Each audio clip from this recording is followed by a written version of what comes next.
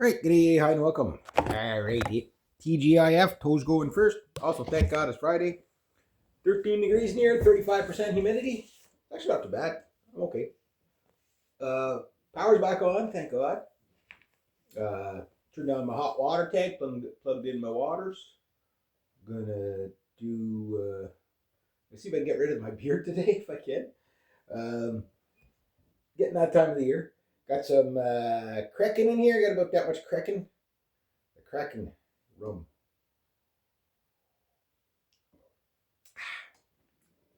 Very tasty.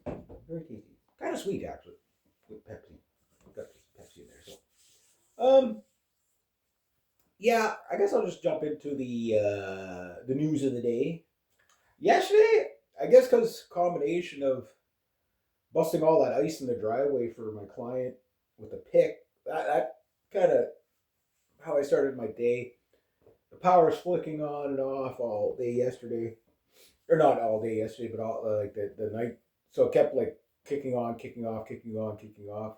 Then finally went out for a few hours, and then came back on for a little bit. Then I guess hydro came back, turned it off for the day. Came back on around 1 o'clock in the afternoon. It was starting to get cold, at least up there though. We got the wood stove. I didn't have the fan going, but the house stayed fairly warm.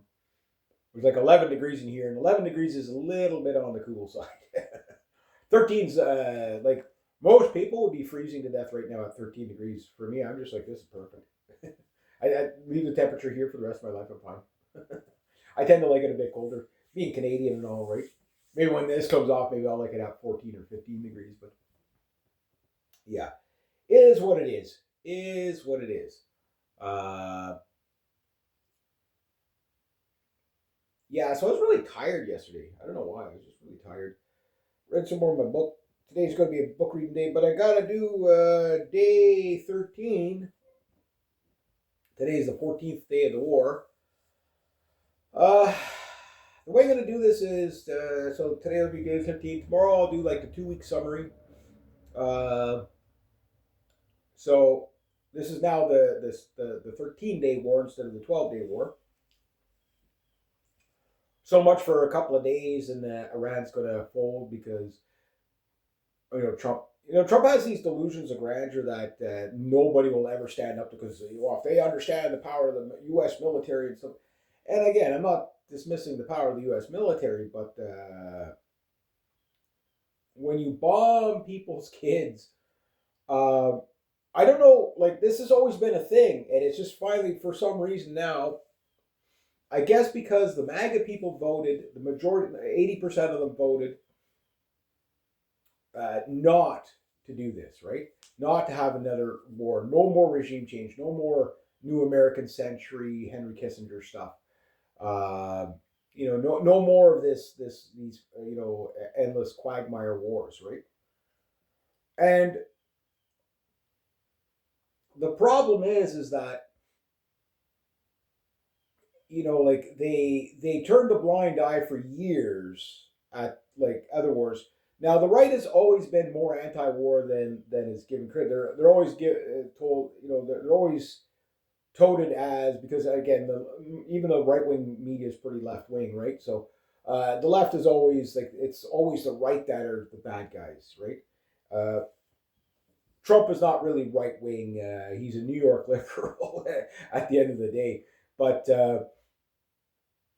it's a right wing party that's in power and they're starting another war, right? But the thing is all the left wing people said nothing under the Obama years. They just called us racist bigots and conspiracy theorists, right? Like very few of them spoke up. So there's way more MAGA people that are basically against the war than are for the war. But because so many people are anti-Trump on the left and the right, that the left, they're so anti-Trump that they're against the war mainly because they're against Trump, right? But they're doing the right thing for maybe the wrong reasons, but they're doing the right thing. But however, for the first time, you have Americans as a whole saying, "Hey, should we fucking be bombing kids? Like little schoolgirls? Should we be doing that? Like, what's the rationality behind this? You know what I mean?" And I'm like, okay, well, a little late to the party after killing 1.5 million Iraqis, but you know, welcome to the show. You know what I mean? At least if that's the mindset going forward, maybe just maybe the future governments won't be ever allowed to do these kind of things again. I highly doubt it because everything's so corrupt. But like almost every world leader, okay, is trying to find a way to tell Trump to go stuff his hat. You know what I mean? Like they're telling him, like Carney's like, no, we're not going to be participating in this war. And the thing that's what he says today. Now, being a politician, can you believe them? No, can't believe any of them. But one of the things is uh, the the things is that the amount of U.S. soldiers, mainly veterans, like I said, listen to the veterans.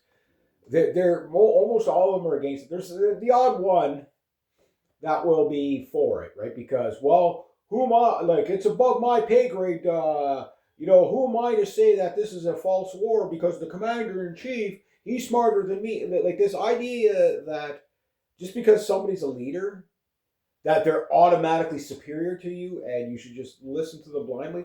I forget what the name of the experiment is there, where the people, white lab coats telling people to, electrocute people. Uh, what was the name of that experiment? Yeah, but it was a case of that, right? And you see it mostly with the boomers. Well, it's like, I'm anti-war. But, oh, well, if the government says we have to go to war, they said it's safe and effective, so we're only going to be there for 3 days. I'll just do it. It's the NPC effect, right? We have way less thinking people than we have thinking people. That's just kind of the reality of the world anywhere you go. But more and more people are starting to really question whether, like, why are we doing this and who's making us do this? Like, the idea that the United States is an independent actor and a sovereign state is really becoming put into question by the chokehold that Israel has on the United States, right? Everybody's trying to say, no, it's the Israelis had no choice to go in because the Americans went in first. Yes, of course they're going to send in the Americans first. Why? Because it's like this is Israel's war. No matter how you try to gaslight it, it's Israel's war.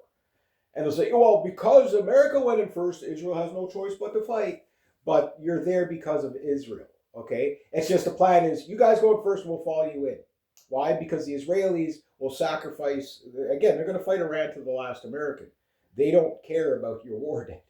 Like, if you think Israelis care about anybody else other than the Israelis, it's like, yeah, this is coming from a regime that basically carpet bombs kids, on the Gaza Strip. They killed 70,000 people and displaced 2 million or whatever the population was, 1.5 million, 2 million, whatever it is.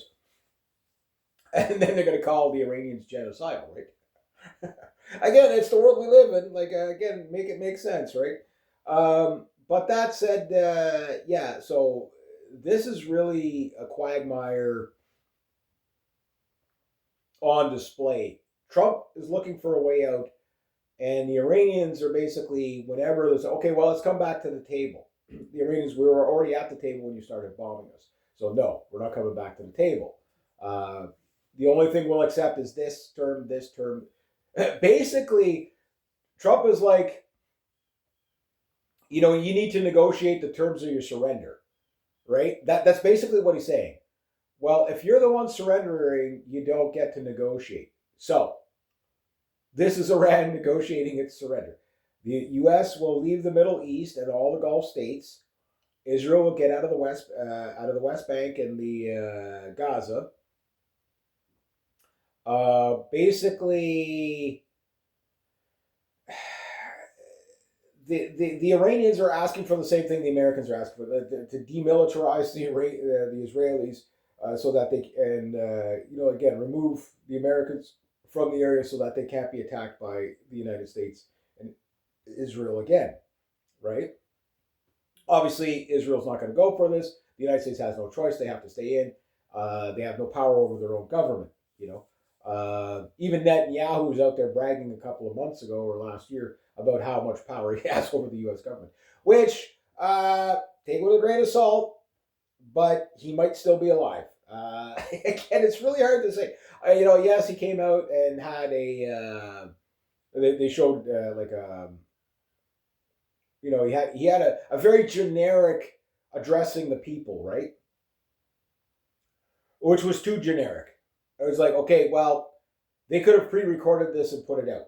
What I mean. Again, the guy could be dead. He could be alive. We don't know. We don't know. Most likely, he's still alive, but because there's a whole bunch of ministers and stuff like that in the Israeli Israeli government officials are getting killed and hit in these strikes, right, and wounded and all that stuff. The Ayatollah's son, which is now the new Ayatollah, he's put out a statement. So is he still alive? Still not?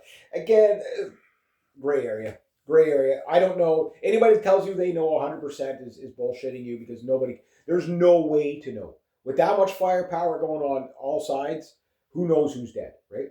Like, the Americans could have killed 500,000 people by now with their bombing strikes. We don't know. Are you going to hear about it until after? No.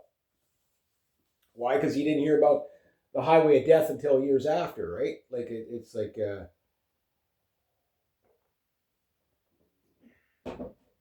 gaslighting of bombing the schoolgirls with Hegseth, and that guy's just fucking, he's an evil prick.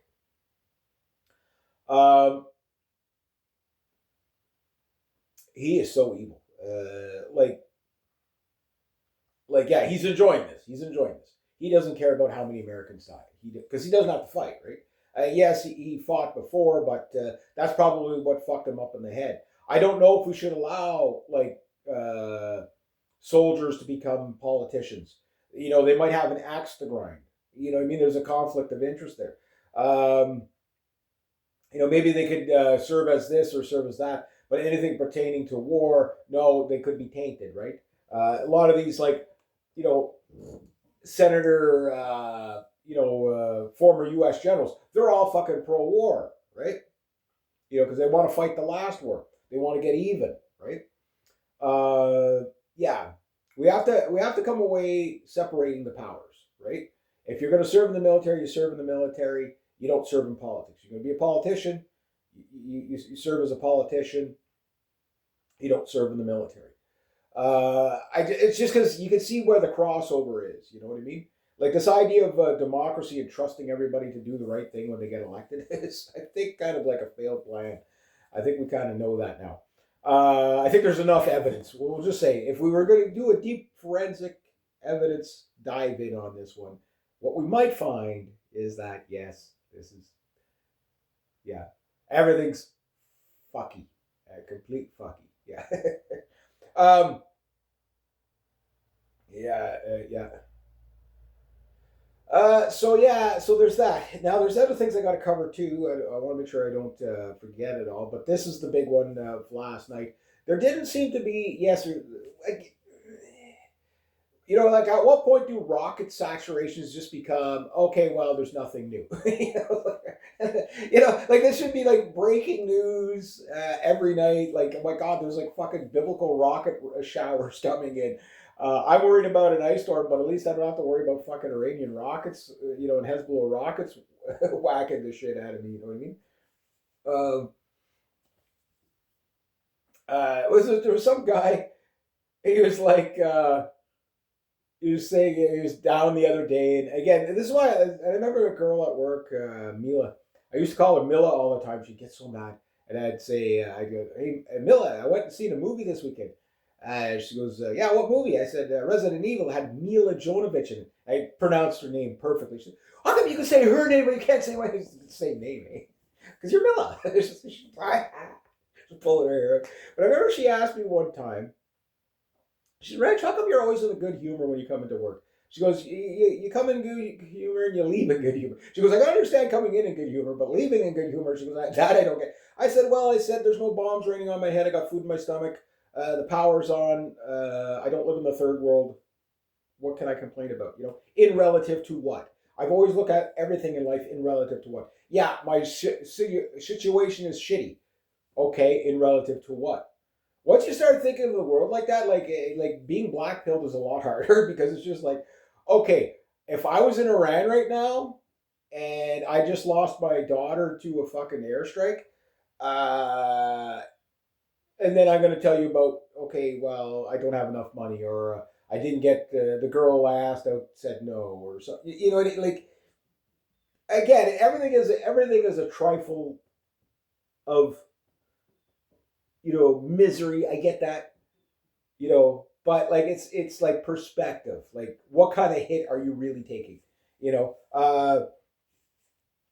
like I get there's like morale boosters and there's stuff that can kind of put you in the dumps, but like in relative to what?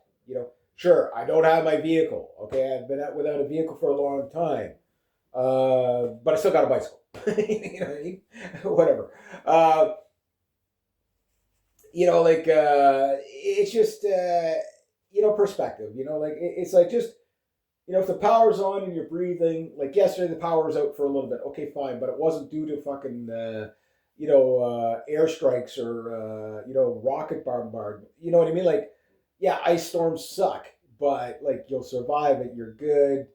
You know, read a book, pick a board game, take a nap. You know what I mean? Like, you're fucking good. Don't worry about it. Oh, my government is so horrible. Whatever. Yeah, they suck. They're assholes. I get it, but it's really not that bad. It's bad. You bitch, whine about it, fight the good fight, but keep your moral spirits up because it's like if you understood how bad it could get, and that's the thing about a lot of us, especially the Americans right now. They're about to find out how bad it's going to get. Like they don't realize we're just getting started here. Like you haven't seen the bad part yet. The world doesn't understand that it's about to go into a global depression in the likes we've never seen before. We're already seeing the hits in Southeast Asia economically because of the lack of oil. The amount of like 2 to 4 billion people that are about to starve to death because the freighters are getting sunk faster than you can fill them. And it's not just oil tankers; it's like merchant ships too. The merchant ships are probably even more important than the oil tankers in some ways because when there's like a cargo ship full of fucking dinner plates, like there's some Gulf states that are 100 or 90% reliant on imported food. 90%. Talk about overpopulation, right? Uh, like instead of building luxury hotels, like the Middle East should have been building fucking hydroponic labs. You know what I mean? Like not for marijuana, but for like fucking tomatoes and shit. You know what I mean? Look, even up in the Arctic, they're starting to do that. That happened under Trudeau. I couldn't believe it, but like under Carney, for example, say all the bad things you want about him, and I'll join in. But some of the good he is doing, like for example, they're like trying to get the north of 60, which is the Arctic Circle. They're trying to get some of those northern communities off the diesel, right? And get them into like more sustainable, like maybe wind and solar might be more viable up there. Again, I have my issues with wind and solar. But if you can power some currents, turbine power with hydro, maybe they can find a way to use the Arctic Ocean as like if there's a current, there's a current. If you got current, you've got hydro, right? They got to start getting these people weaned off the gas and the oil, or they have to have an ample supply of gas and oil locally. You know what I mean? That kind of stuff. Use it all. Use it all. Whatever energy you can get. So it's stepping in the right direction. You know what I mean? But like one of the things they should have had up there, like okay, maybe you can't run the whole town off of wind and solar, but you could probably run greenhouses off of wind and solar enough to provide enough food for the entire population. Like some of these populations are like 20, like in Calgary is like 25,000 people, right? So put in 100 little greenhouses with wind and solar all summer. You can produce probably more food than they'll eat in 10 years. They can half the stuff and eat at least healthy, have frozen vegetables or whatever the whole winter. That would be great. Have that with the seal meat. You know what I mean? Again, the homeless. I remember at one point they started clubbing seals, doing because every couple of years they have to do like this big major seal I'll get back to the topic World War III in a second, but just again, utilizing your population. Where they get the Inuit guys going out taking down the seal population, they thought, well, why don't we take that meat and bring it to like the homeless shelters down here? You'd have years worth of meat. Sure, maybe some people might not like eating seal, but they'd probably like it better than starving. You know what I mean? Stuff like that. But you have to utilize your local resources. The Middle East doesn't have a lot of resources. They got minerals and stuff like that, and the mining and all that. But they all these Saudi royals, what they've done, and all the Arab Emirates and all that, all these royals all over. Oh, let's build 5-star hotels and buy Lamborghinis. Okay, well maybe you should be thinking of critical infrastructure more outside of gas and oil. You know what I mean? Maybe use that gas and oil to build. Buy steel and aluminum and build those, like I say, greenhouses to become self-sufficient with your food. I mean, it's not like they don't get enough sunshine there. You know what I mean? They can grow just about anything in the desert if with a greenhouse. They might have to use special. Again, we have the technology. Is what I'm saying. Is we have the technology. We have the technology to fucking vaporize everybody. We have the technology to fucking feed everybody. Like, there's no reason why a single person on this planet should be starving. It's more lack of will, not like I say. They did a permaculture thing back in I want to say 2005. Don't quote me on the year. And the idea was to see if they could take a desert oasis, build an oasis, and sustainable gardening in the desert. And by the fuck they did it. The guy got called up. One of the engineers got called up one night.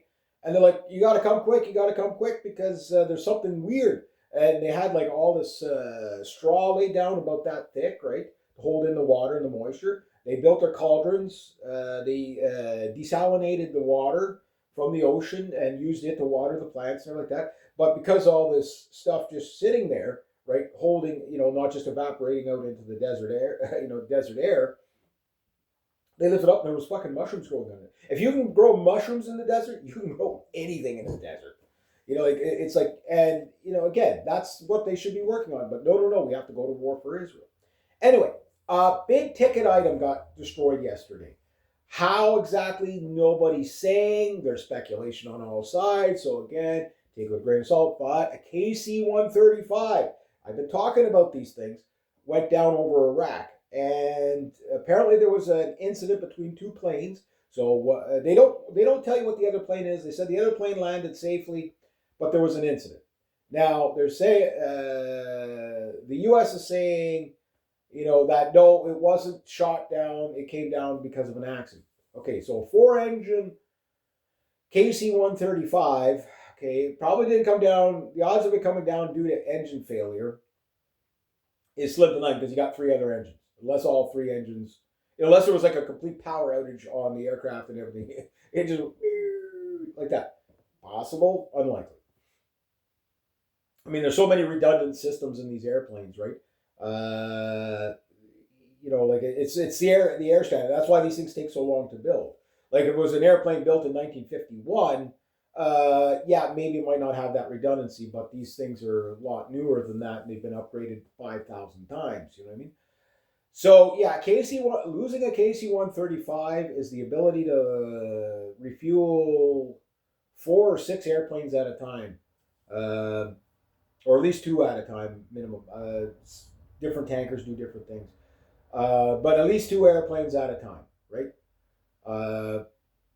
So that brings you down from 90, between 100.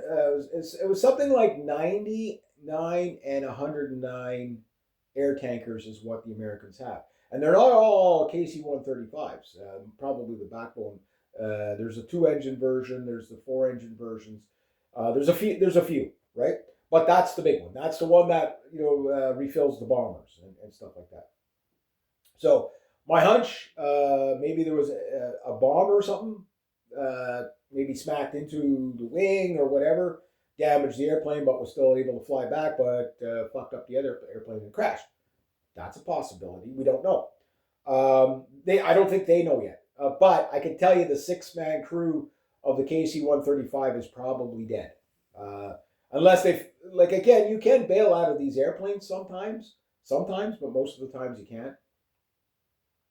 And I don't think those things have, like, I know a B-52, you guys can eject out of that.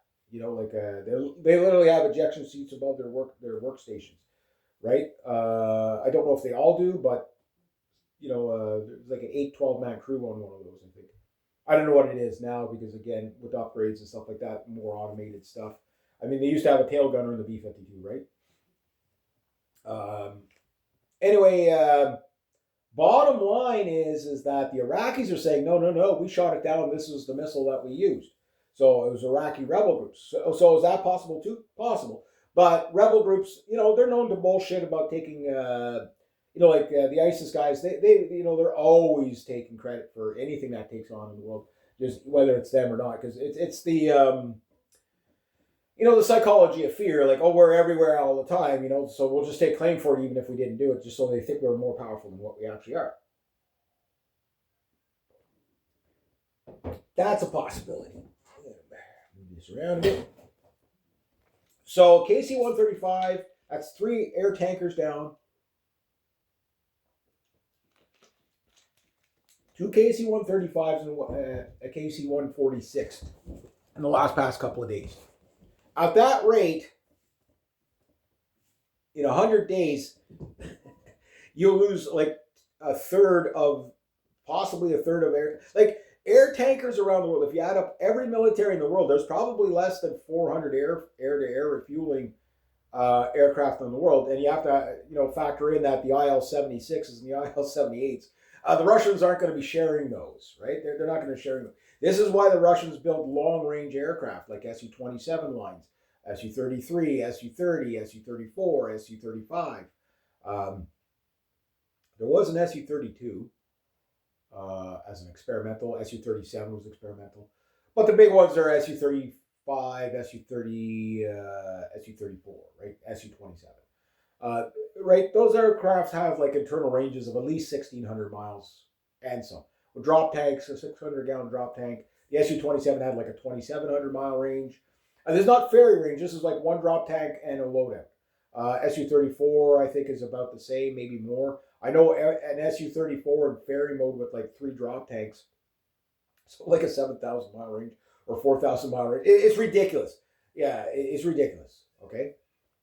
I think it's like 4,000-mile range, but again, and that's still with like probably about 4 to 6 weapons. It can carry. It has 13 hard points, right? 12 to 13 hard points on those suckers.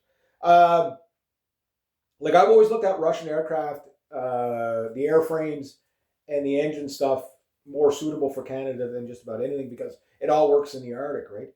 Now the soft Gripens up here in Canada, we don't know if we're going to get those. God knows when we'd ever get the F-35s now that the war started, because I think by even the 16 or 19 that we've got bought and paid for, like the odds of us getting those, like, yeah, I think we got 90 billion in this fucking program that we, or 19 billion or whatever Canada's invested over the years in this program. Donald Trump won't tell you that, but anyway. But the point is that with the war going on, like, I haven't heard of any F-35s going down yet, but I have an idea that a lot of those are going to get destroyed on the ground anyway. I think it's going to be like 2 to 1 destroyed in the ground versus the air. But there's also reports of another F-15 getting shot down. So that could bring us up to 5 or 6 F-15 shot down. But next to the KC-135, which is, again, shoot down as many F-15s as you want, but really it's the air tankers that are more valuable because that makes it harder. That makes it harder for the drones. It makes it harder for the aircraft carriers because they have to get in closer. Again, F-16s only have about a 600-mile range, without a drop tank. Same with F-18s. F-35, something like 7 to 800-mile range. Better. Internal range, some people say it's like 1,200 miles. Again, that airplane's kind of still classified in a lot of areas. I don't know what the F-22 has. I heard anywhere between 800 and 1,200 mile range internally. But the F-22 isn't really great for air. Like the F-15 Strike Eagles are what they're using to hit the ground, right? Ground targets. The F-22 was never really thought of as a um, air to ground. Like it was never really. So it does have that capability, but it has to compromise itself to do it. It has to attach external pods and targeting pods and shit. Um, so it's not. That's what the whole point of the F-35 is. It's so that it could like hit ground targets. The F-22 was designed to kill flankers. That's what it was designed for. It was like, okay, well, we got to be able to kill these Su-27s. That's what they were designed for, air superiority. The F-15 was designed for air superiority, but it was easier to adapt more shit to it. The F-15 seemed to be very, very prevalent in this conflict. Well, they usually are. They were in Afghanistan and Iraq too. But like for example, Iraq and Afghanistan, that was the A-10 war. You know what I mean? Like yes, you had everything in there, but like the airplane, like after like Desert Storm, okay, yeah, F-15s they cleaned up the Iraqi Air Force pretty quick. Shot down a couple of MiG-29s, a bunch of MiG-21s, Su-22s, Frogfoots, MiG-25s. So there was all that, right? But there is reports now, again, if it's true, that F-15s just scored some probably, I don't know, well, it's not the F-35, I think, scored the first kill of war against a trainer jet. So a kill's a kill, whatever. But some, I don't know if they were UAE or Kuwaiti or Qatari F-15s. Because there's only like 4 or 5 nations that use the F-15. The United States number 1, Japan number 2, Israel number 3, no particular order here. And either Kuwait, Oman, Qatar, UAE, or Saudi Arabia has F-15s. One of those has it. Now, apparently, the Iranians actually sent out a pair of Su-24s yesterday, and they got within 2 minutes of a U.S. airbase, and then they were dispatched by a heavily latest and greatest upgraded F-15. It wasn't the EX; it was I forget what model. And I was listening to some American fighter, veteran pilots talk about these things. They're like these old Su-24s going up against these new, like super advanced F-15s, and it was like talk about bringing a freaking knife to a gunfight. Like these new radars and these F-15s, like they could tell what you had for breakfast. They could read your mind, see the future. It's like it's as good as an airplane can get, is what I'm saying. An interceptor can get, and they shot them down. But here's the thing: these things were coming in hot at about 700 miles an hour, 80 feet off the ground. They were flying under the radar, obviously. So clearly, there's still lots of radar capabilities left. Now, I don't know if the F-15s were already airborne when this happened, or if they scrambled or whatever. They're probably not going to tell us.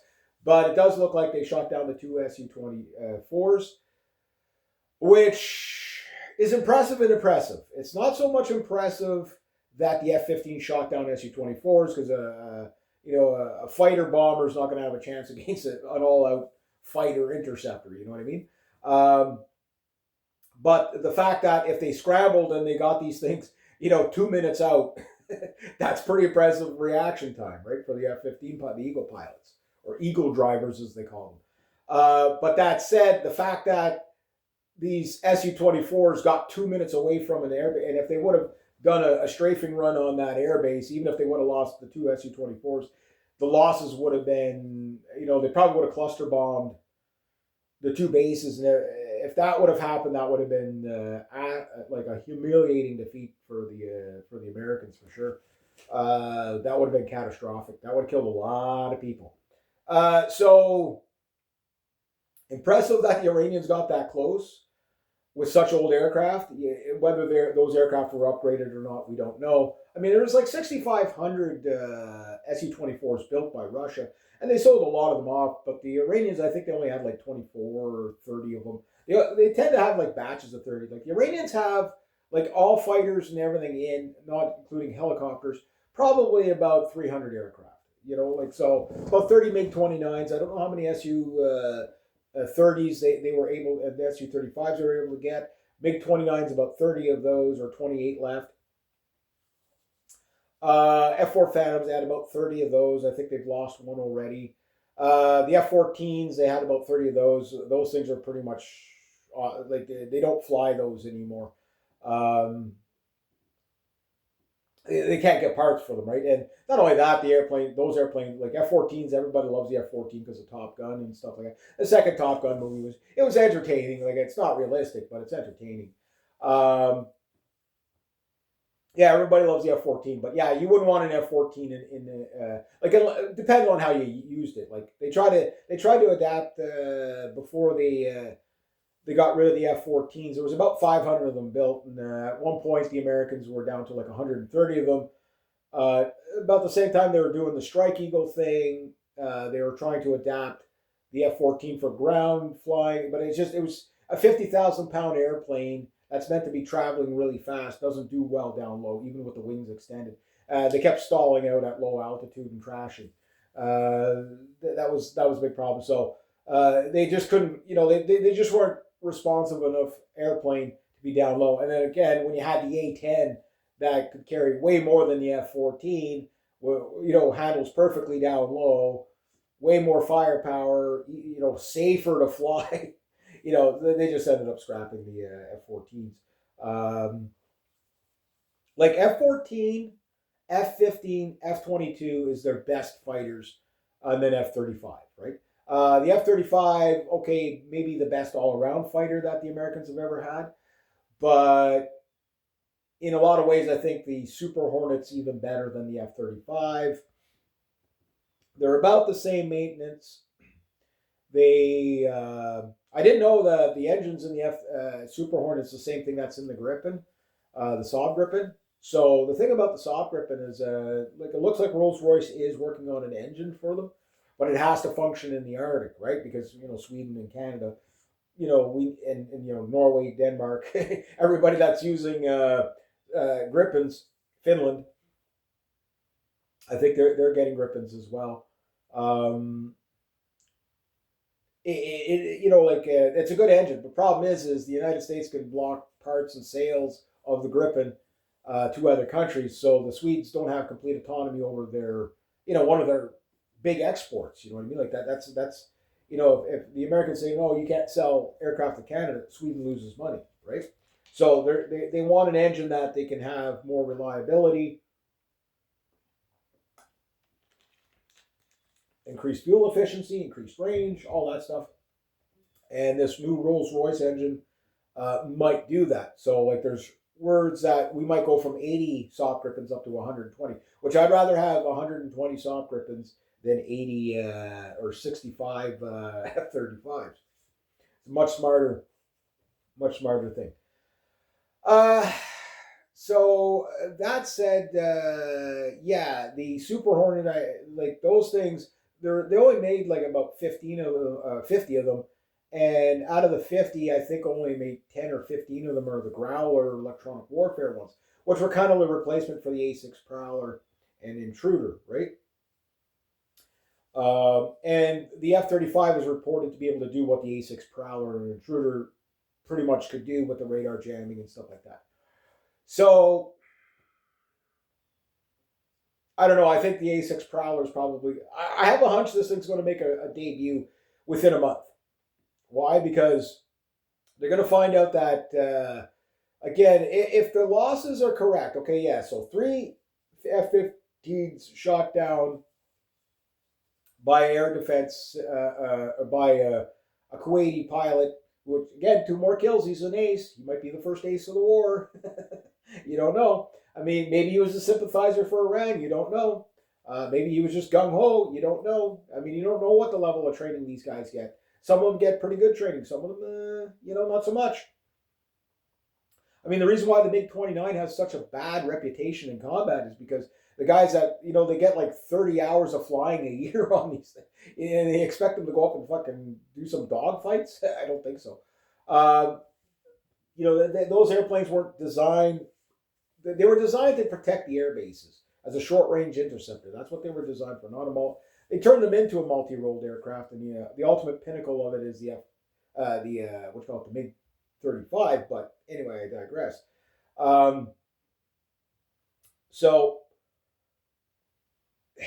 with that said, the KC 135 going down, you're down a bunch of F-15s regardless, confirmed. You know what the number actually is. Is it 3? Is it 6? Is it 5? Don't know. But 3 air tankers, and that is a very huge loss. And I don't. At last count, it was 11 Predator drones, and I think 2 Q4 Hawks, or at least 1. So you're talking, probably a couple of billion right there, a few hundred million at the minimum. I mean, just in drones is like 330 million at the minimum. Next to the radars, again, how much radar capability is left? The Iranians have reported to have destroyed 10 radar installations throughout the Middle East, American ones. How many Israeli ones? I don't know if that's all, all grouped in together. But 10 radar installations down is a massive blinding of, that's going to definitely hurt the reaction times. So what I'm thinking is what the Iranians thought was, okay, well, we got the forward radars down enough that we could start sending in aircraft. Maybe that was the fact that these pilots were flying 80 feet off the ground, like at those speeds. I mean, guys, fucking birds. You're gonna get taken out by birds. World War III is averted due to the fact that airplanes keep flying into birds. But at some point, it's going to become apparent that, yes, the Iranians' air defense systems are taking out aircraft, even if they're not 100% successful. Like, I'm putting the Patriot missile system at about a 33.333% success rate so far. Iron Dome might be about 50%. Whatever's left of it. Like Hezbollah again last night, where they're moving in with the rockets. It's just the Hezbollah rockets are, they're nowhere near the damage. They're more like harassment. They can damage buildings and stuff like that. The Israelis, yes, they're bombing with white phosphorus in the West Bank. It's, of course, nobody calls them out for crimes against humanity because those are like banned things, right? But you had Hegseth out there saying that, no, we're not gonna do rules of engagement, and we're not gonna do a politically correct war. We're just gonna go in there and do whatever it takes to win. Well, that sets the precedent of no rules, right? Again, these EC-6Bs, Mercury's flying around. They're flying around all around California. These are the nuclear sniffer dogs, right? We got Trump on Air Force One pretty much constant because I do believe there is credible threats. The Iranians have come out and said, be careful out there, Mr. Trump. They're pretty much saying, yeah, we're coming for you. You've got synagogues getting attacked in the States, up here in Canada. Look, they're just going to bring in more hate speech laws. That's all they're going to do, right? That won't stop what's coming. Look, the Arab world and the Muslim world is going to push the Israelis into the sea. Now, that said, they say, yeah, well, all the Israelis are just going to jump on planes and get the fuck out of Dodge. Well, there's a problem with that. Every time, Netanyahu, because he's a Zionist, right, like a devoted Zionist, and an Israeli supremacist, right? He is that. He believes in the Jewish people, right? So you can hate him for everything, but in that sense, yes, he is all in on that. And one of the things he does, his administration does, and they did it the last time I noticed, and they did it again, is whatever the shit hits the fan, okay, they limit the amount of people that can leave because they don't want to empty, they don't want to lose all, because once these people leave Israel, they're not fucking coming back, right? Why it's too volatile. So basically he's holding his own citizens hostage. Basically, they do that. Some of them can leave, but there's only so many they'll let out at a time, right? So it's because because if they let out too many Jews, then suddenly there's going to be Muslim majorities there, and they won't be able to hold Israel, right? So there's a demographics thing. Yeah, so there's that. That said, people getting out of the Middle East, I don't know how they're doing it. I know flights. There's one girl, Japanese girl, she keeps popping up on my radar. It's like I think this is like the third or fourth time they've canceled her flight because it's like, yeah, you're ready to go. No, sorry, come back tomorrow. Next week, 2 days from now, whatever. She's trying to get home to Japan to. Like this is like your typical Gen Z doomer girl. Like she's just like completely like I listened to her and she was just like so fucking like black pilled. It wasn't funny. Um, yeah, it's like she's like, great, I'm gonna die in a war zone, but if I die, at least I had a good life. I had some happy memories, whatever. And so whatever, I forget in one of the Gulf states anyway. Like I think she was in the UAE or whatever. Just trying to, sorry, just don't want to die here, get vaporized by a fucking rocket. Especially when, can you imagine all these tourists in the motels? Like you see a fucking U.S. soldier coming into your motels, like, okay, I'm getting out of here. They're gonna fucking hit this place. Banks have been hit all over the place. Look, bank runs are going to be a problem everywhere. If it's not happening now, like now's the time to take money out of the bank. I'm not giving you financial advice, but common sense says, look, there's so many things that they're going to do to upscale this war, and it doesn't matter if the CIA or Mossad does it or the Iranians do it. The direction is there's going to be cyber attacks on the banks. There's guaranteed, because the war is no longer just tanks and bombs and fighters. This is fifth dimensional war. Like it's asymmetrical. Iran could probably do way more damage, to the banking system than they could ever do to sinking the aircraft carriers. You know what I mean? Oh yeah, aircraft carriers. U.S. drill for this fucking carrier has a lot of bad luck. The laundry room caught on fire. 2 people injured. Yeah, casualties of war, laundry injuries. So that happens. So this aircraft carrier has plumbing problems, fucking laundry problems, dryer problems, whatever. Yeah, so apparently they put out the fire and whatever, but 2 people were injured in the process. You never know. You could have saboteurs on these aircraft carriers. I mean, I'm still thinking that, like, in a couple of, give it another 2 weeks, they're going to sink it. Like, again, I think just because it's such a big thing that the Iranians like, no, we'll leave that till, like, for complete demoralization. Because they clearly have the abilities to do it. They clearly have the abilities to do it. They're hitting the radar stations. I think that, again, that's going to take them some time. That's probably going to take them a month to completely blind the Middle East. So that, like the only way you're going to find the targets is by satellite, which the big problem that the Trump administration is dealing with now, and again, I'm glad people are talking about it now, but you have to understand this goes way back. U.S. intelligence is not that good. Israeli intelligence is not that good. It's as good as it can get, but it's not that good. The data they're using to bomb a lot of the buildings is obsolete, okay? They're doing it to show numbers. How many bombs did you drop today? That's what the press wants to hear. This was a problem during the Libyan campaign with us Canadians where, of course, Canada, we abide by the Geneva Convention and by the rules. So our CF-18 pilots are up there. They're like, okay, there's a target that we're supposed to hit. Oh, there's civilians in the area. People were mad because CF-18 pilots were coming back without dropping bombs, right? So at first it was like, okay, we did the sortie. We didn't drop bombs because there were civilians in the area. We did drop a lot of bombs. We did like 550 to 600 sorties, and we dropped bombs quite a bit. But pilots were like, couldn't confirm the target 100%, so we're not doing it. And the way it should be, right? Because there was too high of a risk of collateral damage. So it's like, okay, like that's professionalism. Now to the neocons, like, no, you just need to fucking drop the bombs no matter what. And then that's why you have all these civilians dead, right? So again, how many like pickup trucks are they just fucking bombing, calling it a rocket truck? Again, you're not seeing the footage like you saw in Desert Storm. Yes, you saw the footage of the ship getting torpedoed. Okay, fine.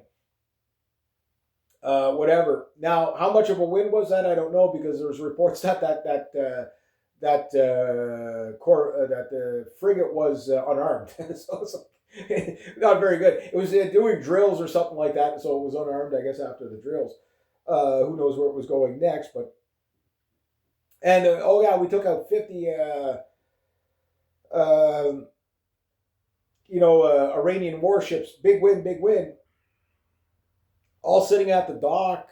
Again, these warships are obsolete. The small gunboats are much more effective.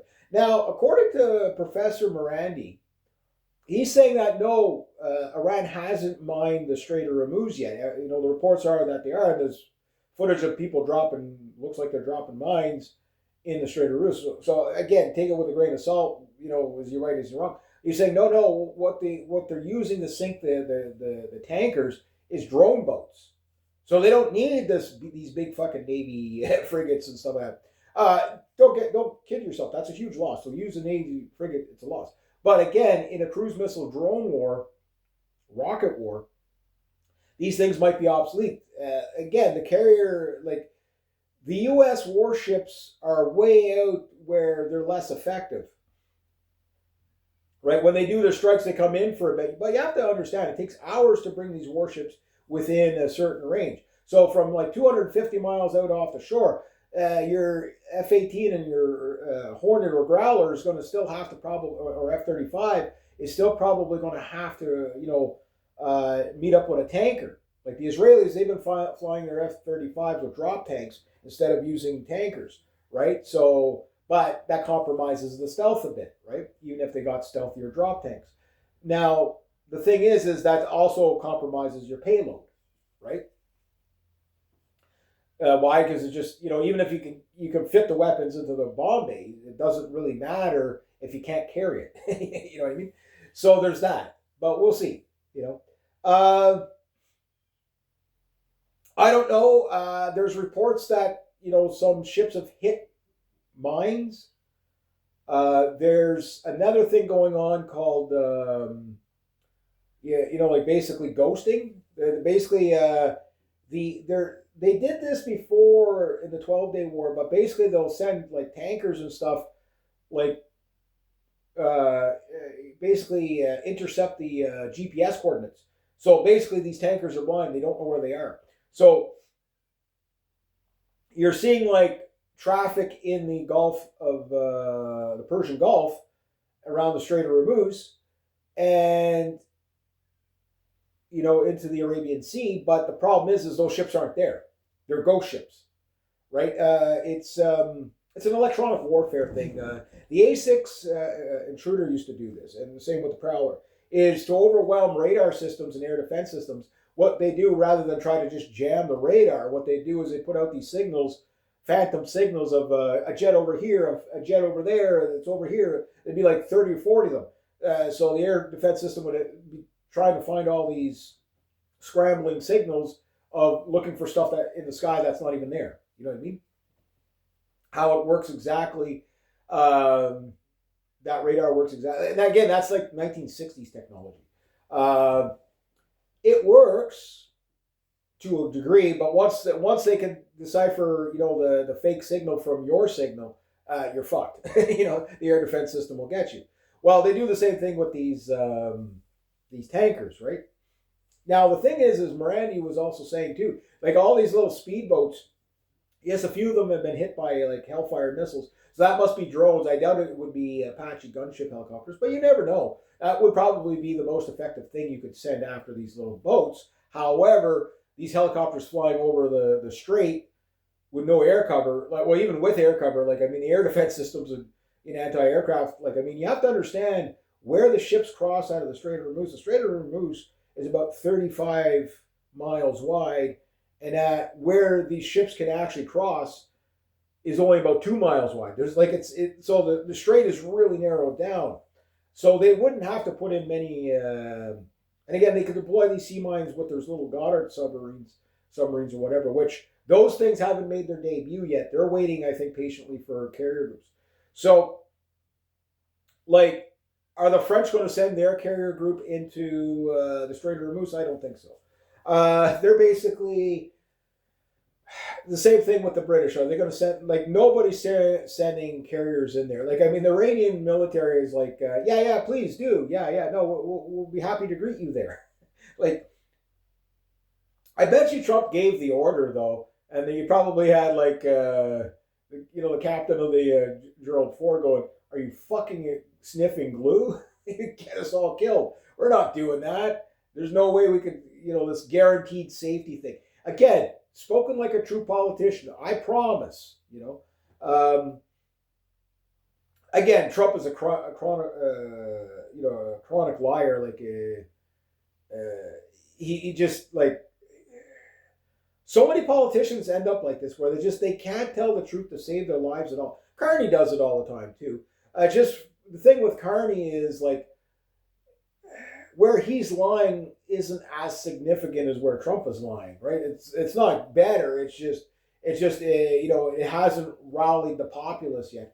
To get me started on another floor crossing, again, completely treasonous. It doesn't matter if it came from the NDP, whatever. So basically, Carney pretty much has his majority, right? So they'll be able to pass whatever. But the thing is good, bad, whatever. The only thing I can say is this: is that like Carney is taking a different path for sure. The Canadian military is getting upgrades, particularly for the Arctic and stuff like that. So that's going to take time, guys. Like, it's going to take 10 years to sort out the Canadian military to get it up and going. Like, I think it's going to be about the middle of the year before we find out what submarine we're going to get. I'd like to get both. The TKMS submarine, it's a little smaller, a little more maneuverable. It's the first of its type with the, like stealth geometry. Like, that thing is really, really, really cool. If it works as good as advertised. But I think what we should do if we're only going to get 12, get 6 of each. But then the Caisson 3s, they're a missile boat, right? Its capabilities, it's a bit bigger of a sub. I think that would be a very, very good submarine for Canada to have as well. If we end up with one or the other, we're good. But I think the Caisson has a little bit more capabilities with the VLS systems. The only other one that I know that's purposely built like that is the Lada class that Russia makes, which we won't be buying those for obvious reasons, right? But yeah, so the Caisson 3 is probably, I think that's the one that's probably going to win, just because it has cruise. They're both about the same price, but it's not just about the submarines themselves, it's the other deals that are coming along with it. It's more than just submarine deals and torpedo building and stuff like that in our own country. It's all this other manufacturer that's going to come along with it for future upgrades and other things, right? Like Hanway Ocean, they're looking at us and saying, "Well, yeah, we'll sell you the sub, we'll help you build it, get you up and going, so that maybe we build the first 3 or 4 in South Korea, but by the time we get to the 5th one, you build it 100% in Canada. But after that, we'll make the shipyard big enough so that we could do other deals after the submarines. Maybe we build more submarines, right?" Well, the Germans are like, "Well, yeah, I would do that, but hey, like, we're using state-of-the-art battery technology and lithium production and stuff like that. You buy our sub, as a joint to that is going to be lithium manufacturing and hydrogen and what else? Like all these other little like it's like you're going to get like 3 industries for one purchase. It's hard to say which is the better deal. We can't go wrong whichever way we go. And I'm just surprised the Swedes didn't put the A26 on offer. Maybe they did. Maybe it was just too expensive. I don't know, but we'll see. But anyway, yeah. So it does look more that they are really geared up to, according to veterans, yeah, guys getting called, drills are getting canceled and guys are getting called to mobilize. It does look like there's going to be boots on the ground in Iran. I have no idea how the fuck they're going to do that without getting so many people. Like, I guess they're going to plan like a big shock and awe, and during the shock and awe, try to pull a Desert Storm, 1991 Desert Storm 2.0.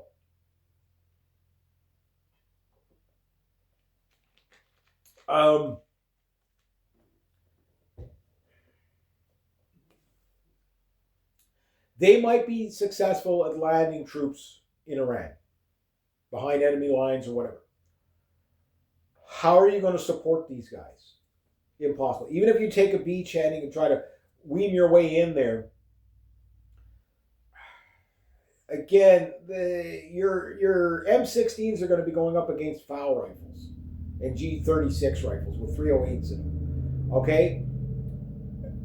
In close quarters combats, yeah, the lighter rifles probably, the lighter rounds are a lot easier to deal with.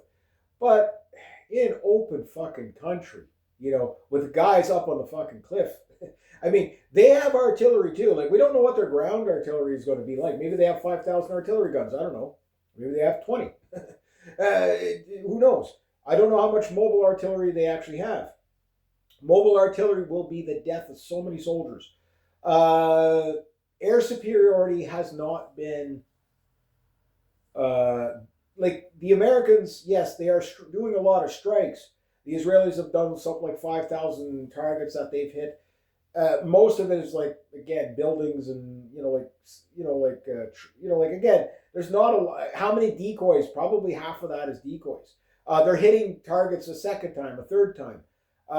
When you're hitting that same target that's already been blown up 2 or 3 times, doesn't matter what side this is. Like with the Iranians, like they're hitting the bases again, but they're hitting new targets on the base. So like once they eliminate all these targets, then it's just population. Again, and the Iranians again using these cluster bombs. Those things are just raining down all over fucking Israel. You know what I mean? It's a really bad situation for the Israelis. Like they're not going to get out of this easily. How much Iron Dome do they have left? How much, I mean, somebody did, some people say, yeah, well, yeah, but we're using up the old missiles first.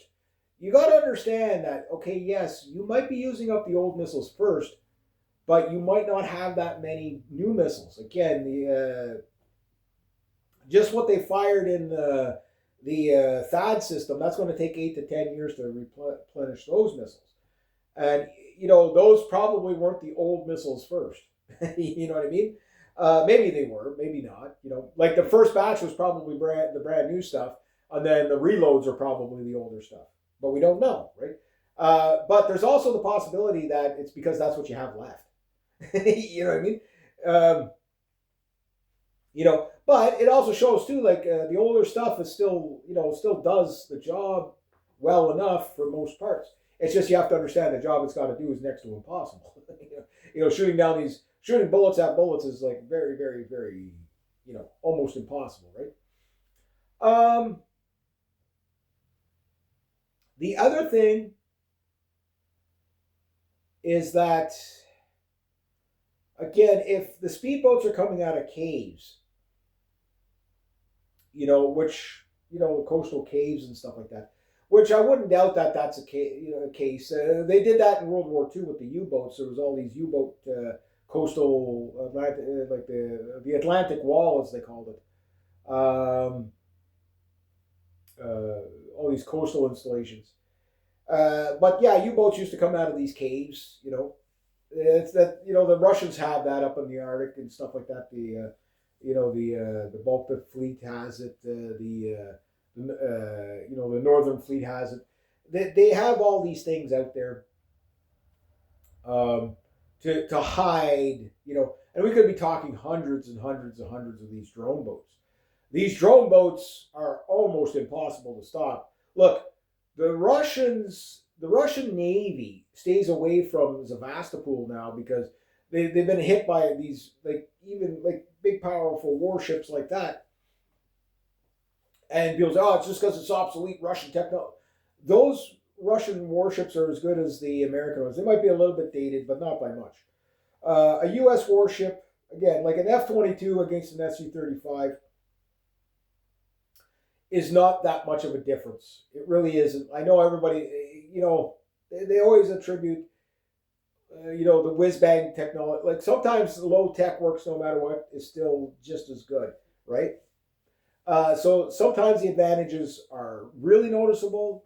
Sometimes it's like, okay, you're arguing over semantics. To me, it's always the better pilot's going to win,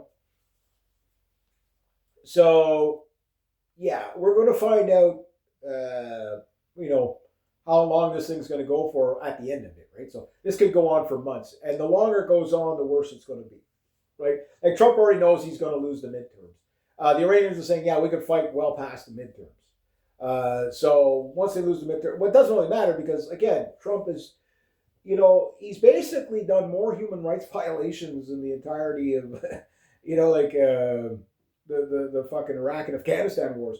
He's going to be charged with, like, the guy's going to jail. He's going to be executed. Like, this is going to be weird to see again, if it happens, the good thing about it, at least it shows a restoring of rule of law, but it also sets the precedent for the next presidents coming that, no, you can be held accountable after you're done office. But then we got to go, if we're going to hang Trump, we have to, Clinton's, Obama, blah, blah, blah, like they all did crimes against humanity. It's just, again, the anti-Trumpers notice it now because they hate him, right? But where were you under the Obama years and the Biden years? Again, it's okay when they did it? No. If it wasn't okay when George Bush did it or Obama does it, or Trump does it, it's definitely not okay when, Biden or Obama did it, right? Like we need to get these neocon war hawks like your Lindsey Grahams. These are war criminals. These guys are the people that have brought in the policies to kill so many people. Your John Boltons. It doesn't matter what side of the aisle they're on. Like all these Democrats, the Clintons. Like again, these people, crimes against humanity, or the Epstein classes. They're all summed up. Everybody's using the term Epstein class now. But they're all in on it. They're all fucking in on it. And no, this war is not just to cover the Epstein files. They don't care about that. There's not a judge or a lawyer or a cop that's going to arrest them. The CIA is going to arrest the Epstein file people? You had the Pam Bondi out there saying, well, if we arrest these people, it would collapse the system. Do you remember Eric Holder with Too Big to Jail? Oh, if we jail the bankers for, doing all this bad stuff in 2008, it would collapse the system. We can't do it. Too big to fail, too big to jail. Yeah, none of these people ever fucking pay there's no rule of law, and it's everywhere. It's everywhere. It's every country. Right? But the thing is now also too, because of Trump, okay, everybody in the world, fuel prices are going up because of the petrodollar, right? Why is my food and fuel prices going up in Canada when it's America and Israel's war, right? Or Israel's war first and foremost. But you know what I mean? Like people are asking that question, like, what the fuck? You know what I mean? Like people in Southeast Asia are like, why is my manufacturing have to be shut down because I can't get oil because of the fucking Americans? You know what I mean? And the Israelis. That's what they're saying, right? Again, you might not like that, but that's the truth. Most Americans are coming to realize that, yeah, the fucking rest of the world's so pissed at us. And it's not because of one man. This idea just because of Trump. If you got rid of Trump at all, everything would go away. No, you're on this trajectory one way or the other. If Kamala Harris would have won, she probably would have gotten you into a war slightly different. Why? Because she's just as behold, she's got a Jewish husband. You're going to war. You know what I mean? Like, like Israel control, like Jared Kushner. What the fuck is he doing at peace talks with Iran? Like, this guy's not even an elected body. Like, what the fuck is he doing there? You know what I mean? Yeah. Anyway, I digress. But yeah, so now apparently Canadian soldiers were also, a base where Canadian soldiers were. I don't know if any of them have been killed. I don't know if any of them have been injured. But them, the British, they were attacked. Some of their soldiers got attacked, were in the attacks, and a French soldier has been killed in these attacks. So why are our soldiers getting killed for Israel and America's war, right? People are asking that, again, the alliance. So if we got Canadian troops, and Trump just did another insult to the Canadian military, basically insulting 500 Canadians that have been killed and, backing the United States over the years, you know what I mean? And Trump just dismisses that. Even American veterans and active duty soldiers are like, they're like, how, like I've served with Canadians in Afghanistan and Iraq, or Afghanistan and other places. You don't insult these guys are the best of the best. Like I've never heard an American soldier that has served with Canadian soldiers say anything bad about Canadian soldiers. Like these guys are like they're so fucking professional. It's not funny. Sure, the only problem I've ever heard them say is, unfortunately, there's not enough of them, and that part is true. That part is true. Maybe Carney, again, if he keeps on the path he's going, maybe he can restore the golden age of the Canadian military again. I don't know. I mean, look, after we lost the HMCS Bonaventure and the Magnificent, our two aircraft carriers, a lot of people don't realize, Canada used to have aircraft carriers right after the war. We had the Bonaventure for the longest time. It was decommissioned, I think, in the 1980s. Early 1980s, late 70s, early 1980s. Now we have talks of mini amphibious assault aircraft carriers, which we could have got one from the French not too long ago, but we turned it down, and we would have got it for a fucking steal, but because of numbnuts that was in the no, we don't need that. There's no criteria for it. Like, Justin Trudeau really fucking destroyed the biggest thing that's destroyed the Canadian military is not the lack of funding; it's the progressive thing. Again, that's why people aren't joining the military. Nobody wants to be told, have orders barked at them by a guy in a dress. You know what I mean? No. And again, okay, let's do sexual allegations against every Canadian general to get them out of there so we can have female generals. That's what they did, right? So, our top general in Canada, I don't dislike the woman. I think she's pretty good, but she's more suited for administrative work, if that makes sense. No insult to her, but I haven't seen her she's one of those people that she just goes on the advisors, right? So if they advise this, then that's what she recommends. So she's not really a leader. You know what I mean? Like, a general is the guy, yes, you'll listen to his advisors or whatever, but he's probably got an idea in his head, here's what we need to do. You work on how we're going to do it. You work on how we're going to do it. Let's meet together. Okay, I like this idea. That's stupid. Not bad. Maybe we could, it's not good enough. Let's come at it again. And that's a good general. Like, a good general isn't going to just, he's going to make this hard decisions. There's no doubt about that. But he's going to make decisions based upon criteria that we actually need. And the lower ranking guys, what they're saying, these are guys that have been in there forever and a day. And they're like, look, we're working on we're working on the wrong military. We need this instead of that. Like, we need air defense like crazy. Relying on aircraft and, frigates and destroyers for your air defense, that's 1982. You can get away with that in 1982. You know what I mean? The new destroyer, we probably should see one early 2027. The River class. Well, is it a frigate? Is it a destroyer? The River class is, again, it's being called a frigate, but it's also being called a destroyer because the Type 26 is a destroyer, but the British version destroyer is smaller than the River class Canadian version. So is it a destroyer or whatever? Depends how they arm it up, I guess. At this day and age, everything's such a hybrid, it doesn't really matter. Yeah. But anyway, I digress. So those, if we get, we've got 15 of those on order to replace our Halifax frigates. Problem is, half of our frigates are in due to maintenance, right? Because, and same like our submarines. Like, Trudeau gutted the military for pronouns, right? Yeah. So, yeah. But anyway, that's what I got for day 13.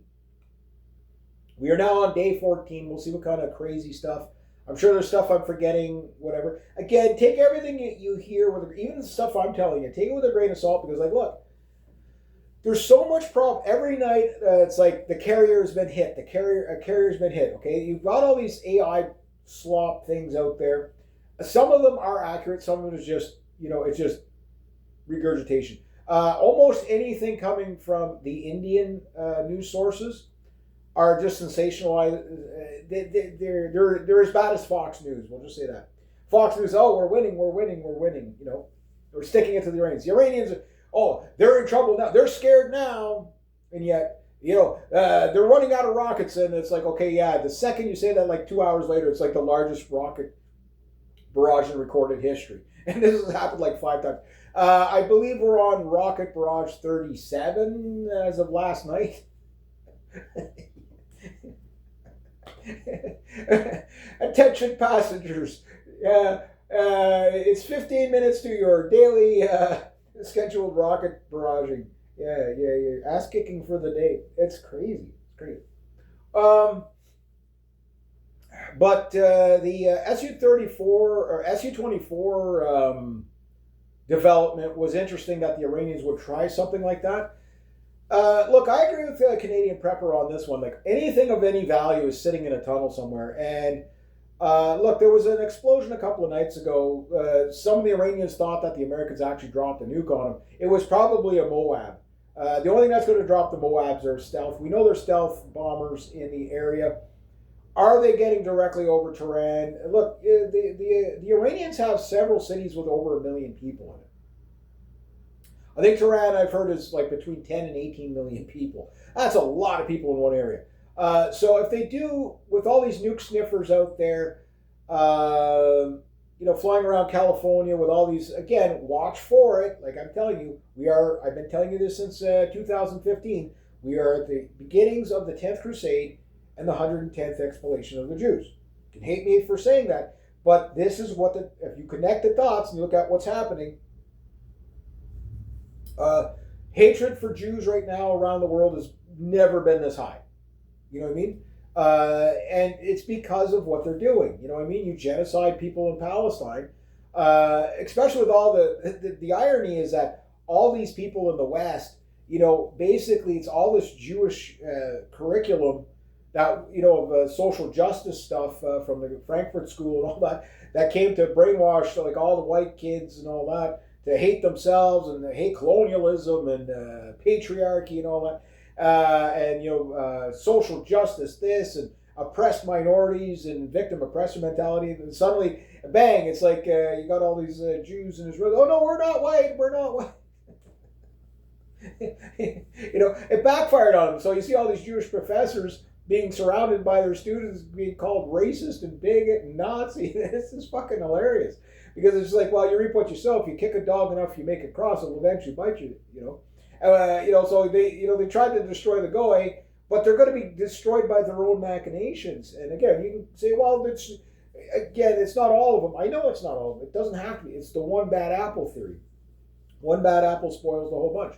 Look, there are very few Jews that you'll see online that can actually possibly Brett Weinstein's probably about as close as you can get to a self-reflecting Jew, where he could kind of see that, maybe a few. What do you call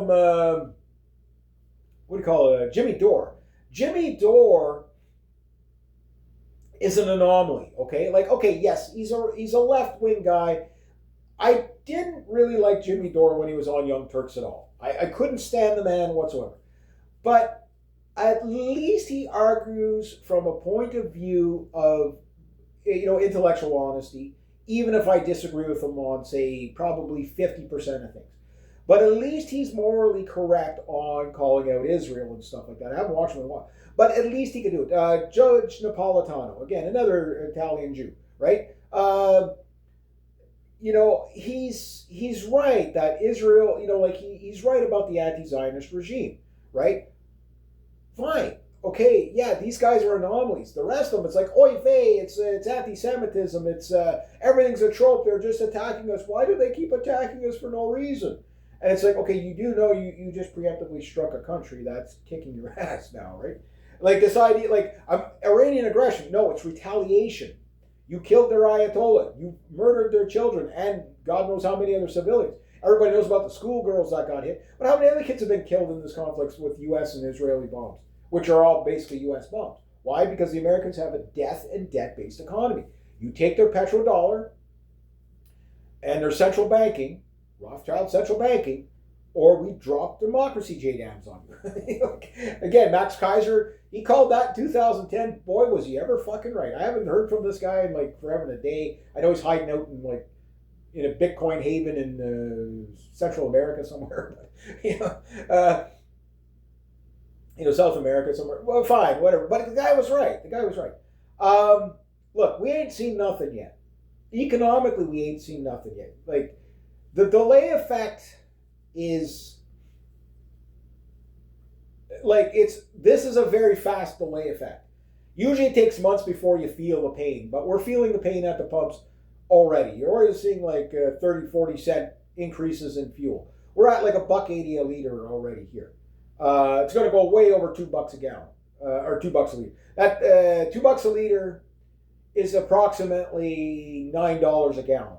Like, that's fucking crazy, you know? And that's happening everywhere in the world. And it's not because of anything we did, it's because of Israel and the United States and again, the crazies, right?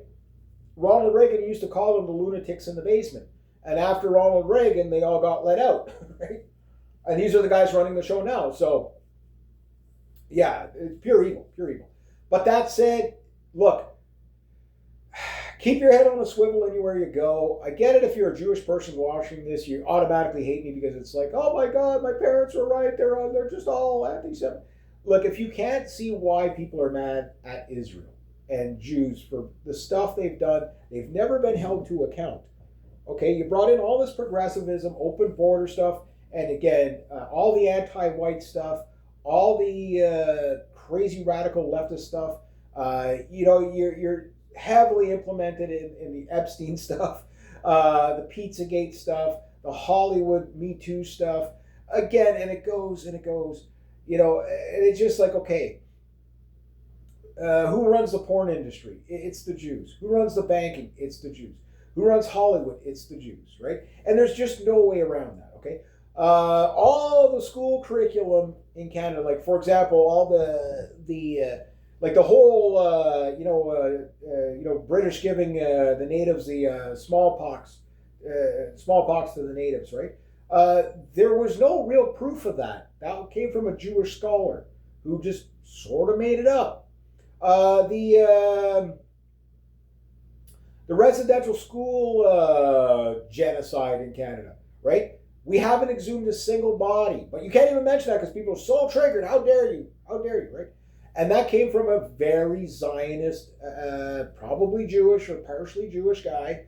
Again, it all goes back to the mother or whatever. That said, Canadians were evil because we genocided all these kids in the residential schools. Which, there was a bad thing about the residential schools, but there was some good that came out of it. There was a lot of bad that came out of it, and everybody acknowledges that, right? But to add a lie on top of that of these, child graves everywhere, residential graves everywhere, which, again, not one, again, just to turn the population against each other, pure evil. But it's one guy. They're just atomized individuals. The banking crisis, 2008 banksters, right? Who profited off of that? The Goldman Sachs guys, the Freddie Mac, the Bear Stearns, all these things. They all got bailed out, right? And consolidated into BlackRock and the Rothschild, Federal Reserve. So they all got bailouts, right? None of them went to jail, not one. The only bankers in 2008 that went to jail was in Iceland. There was two of them. They went to jail for 2 years. They should have been put up against one and shot for crimes against humanity, but I digress. Every one of these wars, 9/11, who benefited the most from 9/11? Right? Israel. And it wasn't just Israel getting the Patriot Act and all that stuff, but it was also, all the insurance scams of the 9/11. All these guys that insured like the buildings for way more, because a lot of these buildings were going to have to get taken down because of the asbestos and stuff like that, and whatever in the oncoming years, which would cost billions and billions of dollars. So these guys just magically made a whole bunch of money.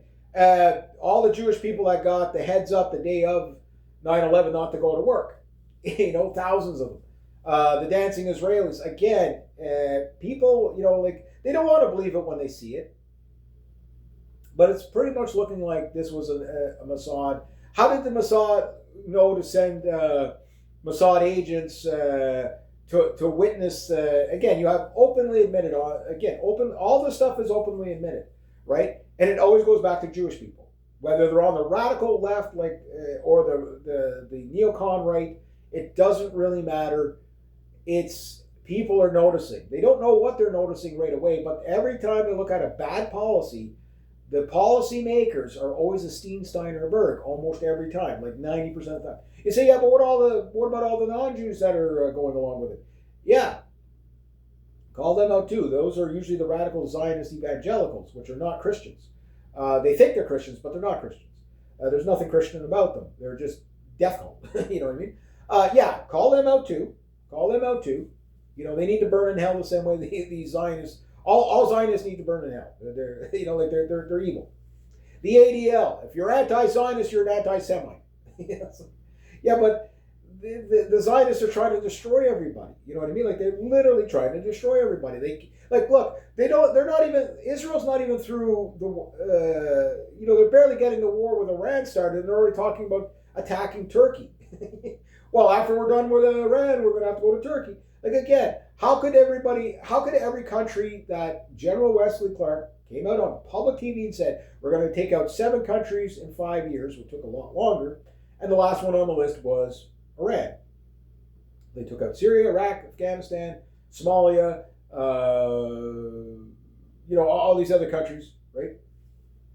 And Libya. Just like General Wesley Clark said. Was he just like, oh, broken clock's just right twice a day, or you just got lucky guess? How did the Oded-Guillaume plan of 1984 or 1986, how come almost everything in that is playing out exactly as described for the Greater Israel Project? Well, geez. And now they don't even hide it. They're like, yeah, no, it is the Greater Israel Project. So you call us anti-Semites and threaten us with hate speech laws and all this stuff for years and years and years and years, only to come out and admit it several times. That's what people are picking up on. They say the quiet part out loud, and then when you repeat it after, they're like, oh, hey, how dare you say that? So if you're a Jewish person, again, I don't know what to tell you, but again, people are going to notice, right? I'm just the messenger telling you that's what they're noticing. So you can call me as hateful as you want. Look, I've met Jewish people that were nice to me. Okay. More than nice to me. Again, I understand it's not all of them, but you have to understand the proportion of Jews that are detrimental to their own selves. Again, you reap what you sow. If you're going to sow all this division and hatred because your religion says that you're the chosen people and that God told you to rule over everybody, but because these people are less than cattle or goy or whatever, you know what I mean? Yeah, it's going to come back to haunt you. Is what I'm going to say. So there's nothing stopping it now. The radical left is not going to be sympathetic to the destruction of Israel. They used to be, and that's the irony, is because, if you go back, the radical left was the number one cheerleaders for the Zionist project. Right? Open door immigration, all these, you got 1,200 or 1,400 rabbis in New York, saying that, oh no, you need more mass immigration, nobody's illegal, blah, blah, blah. Yeah, the thing is that they created their own minions, right? Like Mossad's mantras, by way of deception, we will wage war. So if the only thing you could do is lie and deceive people, when they find out that they're being lied to, there's a saying by, I think it's Hemingway or whatever, that, it's easier to fool people than to convince them that they've been fooled. Sure, there's a lot to that, right? But once they've understood they've been fooled, they're pissed. And this is what Israel's going to face now. Look, if you have a candidate that is pro-Israel at all, they're not going to win. They're not going to. Nobody's going to, because it's too much of a risk to the American people and to Europeans around the world and us Canadians, whatever. We're going to look at that. This is where Pierre Poilievre is going to have a problem. Is he's standing. Look at the backlash Carney got from both the left and the right by saying I stand with Israel's right to exist, and we support our allies, even though regrettably so for this regrettable confrontation, right? And look at the backlash he's taking on that, right? And rightfully so. both the left and right, giving them both barrels, right? And you understood that he's saying it to appease the Jewish donors, that. Look, people have noticed that the United States is like 2/3 of the Congress are basically dual citizenship Israelis, and the rest are either Zionist evangelicals or, you know what I mean? Like, every time you have a vote against war, it's like 5 people. It's like Rand Paul and a few others. It's always Rand Paul and a few others, right? And it doesn't matter if they're Democrats or whatever. That just tells you how corrupt the system is, that it's completely, like AIPAC runs Washington, Again, that's why you can't have dual citizenships, people running anything in your country. In fact, you shouldn't allow dual citizens in your country to be citizens. It's like, okay, you pick one or the other. You're either with us or you're with them. You start doing that, you're going to clean up a lot of problems. Yeah, there'll be backlash at first. Oh, human rights, blah, blah, blah. Like, if everything the left does is a human right, everything they do is self-destructive. You know what I mean? The right wing just blindly following Israel into whatever war because, they're going to bring back Jesus. Look, these evangelicals, worship people that believe Mary was a whore and that Jesus is burning in hell in excrement. But because of the revision of the Scofield Bible by Jewish scholars, they believe this, right? That's why you got these radical evangelicals. And again, listen to Paula White. You want to understand what's going on in Trump's head? Paula White. Look, Hegseth is saying the quiet parts out loud. Trump is a Zionist evangelical doomer. I've been telling you this since the second year of his last term. Right? That's many years telling you that, no, he's Israel's guy. I still thought he might be, he might be, again, and I still stick by what I say about Trump. He does not hate the United States or the American people. He just doesn't care about them. He's indifferent. As long as Israel is supported, he does not care what happens to the United States. He doesn't want to hurt the Americans, but he doesn't care for them, right? Where Carney, same thing. He doesn't give a shit about anybody other than the bankers, right? The banking class, the ruling class. That's all he cares about. But he also doesn't want to destroy the country because he wants to make money. That's the only saving grace we get with Carney, right? Everything else, he's horrible on. But, it is what it is. And look, guys, unfortunately, it doesn't matter what side of the aisle, hate everything, disagree with everything I say. The only way out is through. And trust me, we are going to go through an economic collapse that is going to kill billions of people through starvation. It's going to happen in Africa first because, look, if the Middle East, which is just like a notch above Africa in, like the Gulf states, they're oil rich and mineral rich and stuff, right? But, like I say, the Saudi royals and like all these royals, they don't make really good decisions for their country. They like to be a Saudi citizen. You can't just be a Saudi citizen, right? Even if you're born there, there's a lot of rules they have, right? You have to be a certain part of a tribe. There's a lot of rules that they have there that wouldn't fly here. All the human rights violations of Saudi Arabia now, they're like Qatar and all that. The West turns a blind eye because they play well with Israel. That's it. Whereas everything Iran does, like everything Iran gets accused of, Saudi Arabia is like the #1 capital of beheadings in the world. They still hold that record. I mean, they cut your fucking hands off for stealing. They got brutal punishment there. And God knows how shabby their courts are, right? So yeah, that's what you're up against. So picking winners and losers is all that's been done. The Saudis have played well with the Israelis out of just survival. But now it's at the point where it's like, okay, Iran is going to control the entirety of the Middle East, not the United States. The United States is going to be pushed out of it. They've already lost this war. They just don't know it yet. Oh, but we blew up 5,000 targets. Doesn't matter.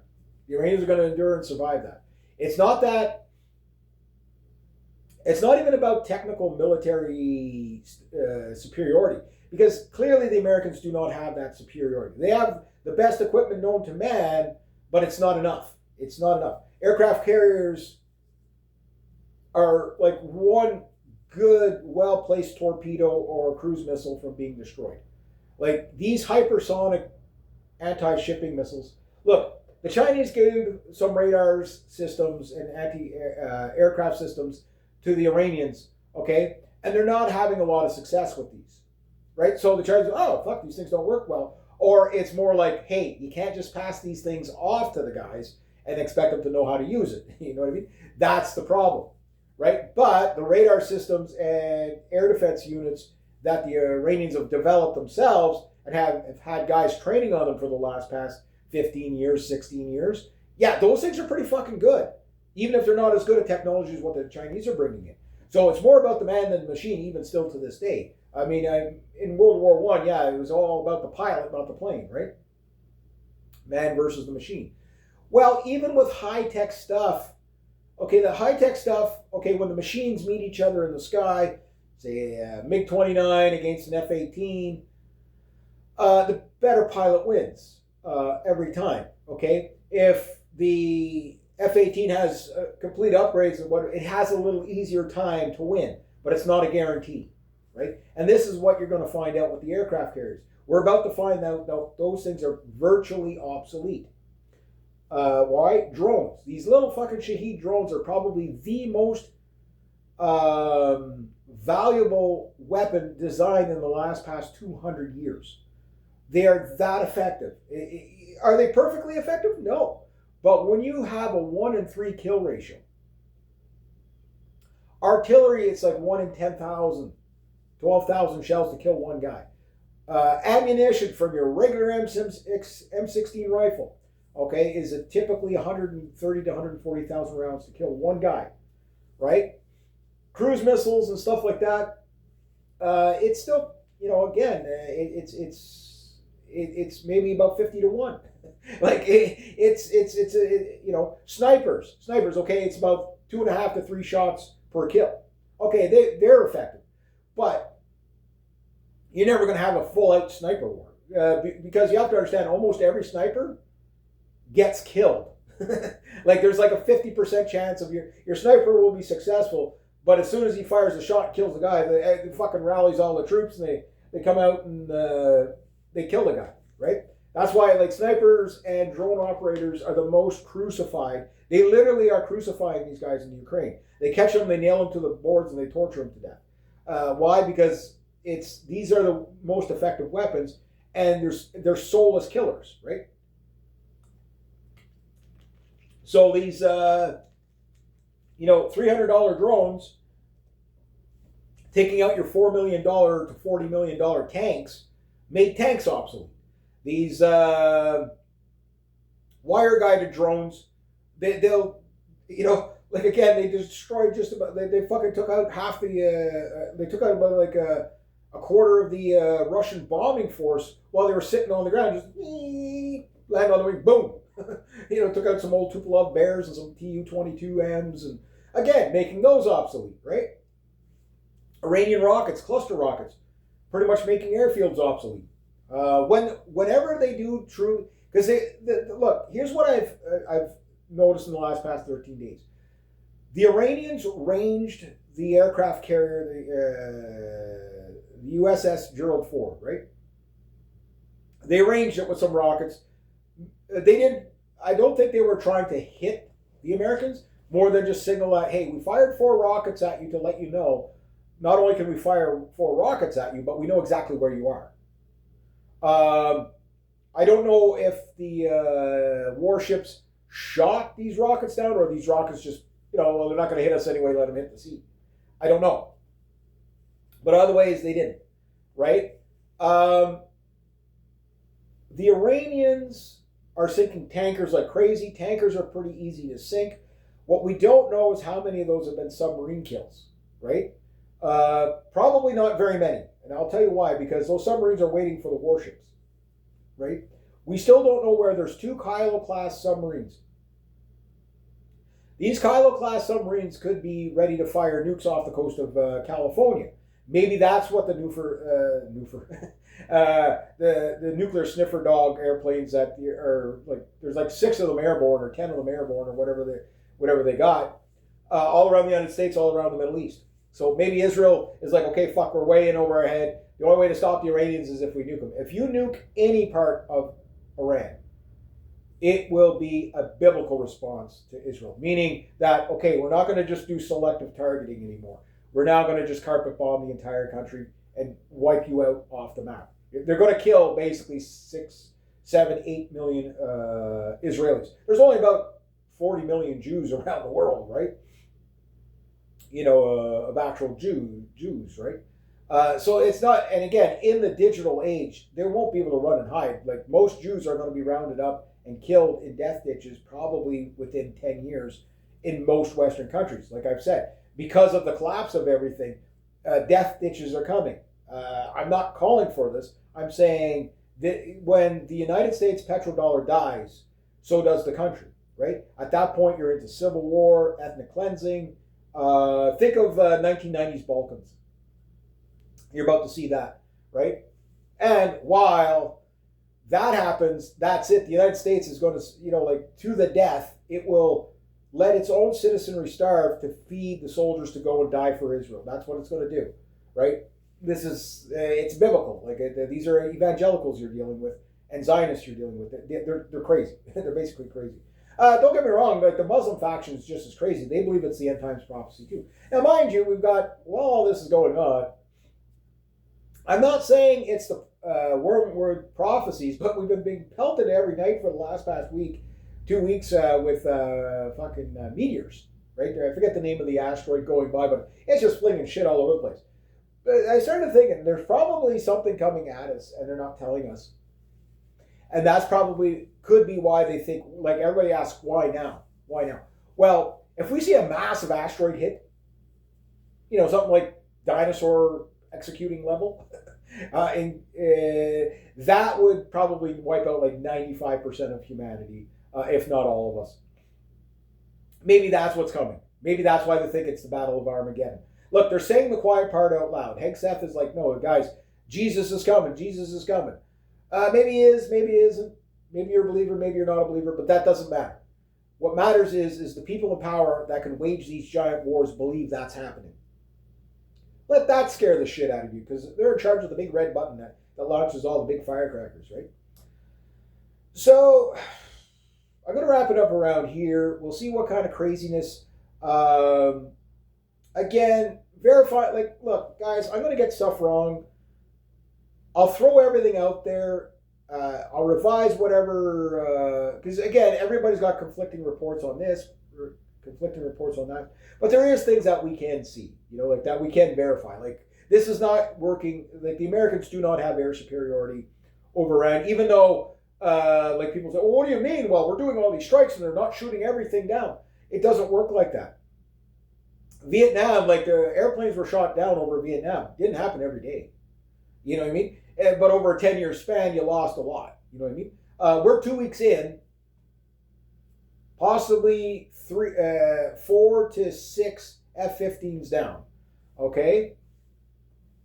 11 drones of one type, and maybe 2 of the other, of the most expensive drones in the world, and most advanced drones in the world. Again, it's the fact that they're the most advanced drones that are getting shot down. So, again, if the Iranians have the capability of shooting down your most advanced drone, they can shoot down your most advanced aircraft and destroy your most advanced aircraft carriers, right? I don't know how many freighters have been sunk. What, I lost count. Was it 20? Again, it's just a nightly thing. It's like a couple a night. There was an American freighter attack that got blown the shitballs out of. There's still these odd, insane captains that are trying to run the gauntlet of the Strait of Hormuz. Are they fucking insane or what? You do know these. After the first ship gets sunk, that should be enough. Now, mind you, when the first sea mine smacks, again, is there sea mines there? Is there not? We don't know 100% because we're not there, right? You can't, there's nowhere to verify it. But we are seeing the aftermath from satellite data showing how bad these bases are getting hit. There's still stuff standing, but again, every week there's going to be less. The airborne troops, I think you're about to see tens of thousands of guys killed in a day. The Iranians, I know there's, like the Fox News crowd, like, oh, look at this. They're barely firing anything at us per day. And that's not true. It's not true. It's verifiably not true. Trump is wrong. Trump, oh, we practically won. Again, Trump did this with the ISIS guy. Oh, I beat ISIS. Yeah, but they're still out. Again, they were still out there. He just says that. And that's what, and I told you guys back, back when he was doing that. Like, it's like, no, he did not defeat ISIS. The ISIS guys are still fighting the Eagle and the Tiger Group and the Syrian Defense Forces, right? And they were still fighting. And Trump kept saying, "Oh yeah, I defeated ISIS," but ISIS was still fighting. Again, the MAGA people believed him. They were still believing him. But I was like, no, what's he talking about? They're still there. Like it's like nightly updates. They're still there. I mean, they're running the country now. You know what I mean? They're still there. They're running the country now. Yeah, so Trump lies and lies and lies and lies and lies. And this, the worst lying started when he got reelected. Like that was like, okay, that was beyond for lying. Like that's like, yeah. Like if he was Pinocchio, his nose would be hitting fucking Pluto. You know what I mean? Like it'd be out there. He might only be at Uranus by now. Yeah. So I guess Uranus is probably owned by the Israelis because it seems like Trump's nose has gone from Earth to Uranus. Israel's Uranus. There you go. Fucking guy. He was supposed to be the good guy. Again, lied to and lied. Like, this is what blackmails so many people on the right. Is like just lied to and lied to and lied to. But what is the common theme of every time we get lied to? The guy that lies to you is always an Israel firster. Fuck. Whatever, fucking pick that out, right? Yeah, so we're going to see more devastation. Yes, you're going to see a lot more attacks on synagogues. I'm not calling for it. I'm just saying it doesn't matter how many rallies the politicians do to say we're not accepting of this and whatever. Yeah, but like these people either A, are inept and they have no idea the fucking storm that is coming at us. Look, we're about to see like massive, like basically ethnic rival, Jews versus Muslims everywhere. You know what I mean? Like, again, all these pro-Palestine versus the, again, you got Iranian shops getting hit from Israelis or Jews or whatever, pro-Zionist, and you've got, synagogues getting hit. You're hearing about the synagogues because they'll only ever tell you the one side of the story, right? Because who owns the media? So, yeah, they're not gonna, but trust me, yeah, it's an ethnic tribal war. These blood libels that go back 2,000, 4,000 years, whatever, like they can take that fucking shit back to the Middle East. We don't need them. Oh, you xenophobic fuck off. Get out of my country. Period. Don't need you. Yeah. But anyway, yeah, it's going to get a lot rougher.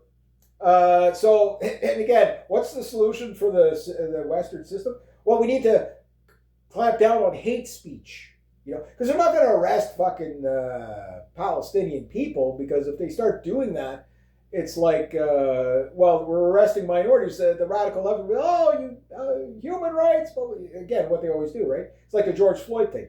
So, like, they're, like, these are the people that you fucking got all riled up to be, anti-white and everything, and then, and then you attack. It's like, you can't even make this shit up. Like, it's like, wow. But yeah, no, it's going to get really rough on the home front. Yes, the war is coming to America. Whether the CIA does a false flag, like, my hunch is what the CIA is going to do, or the Mossad, is probably kill a whole bunch of, like, schoolgirls in the United States just to get the rally around. Like, they need the rally around the flag. It doesn't matter. You're still going to lose the war.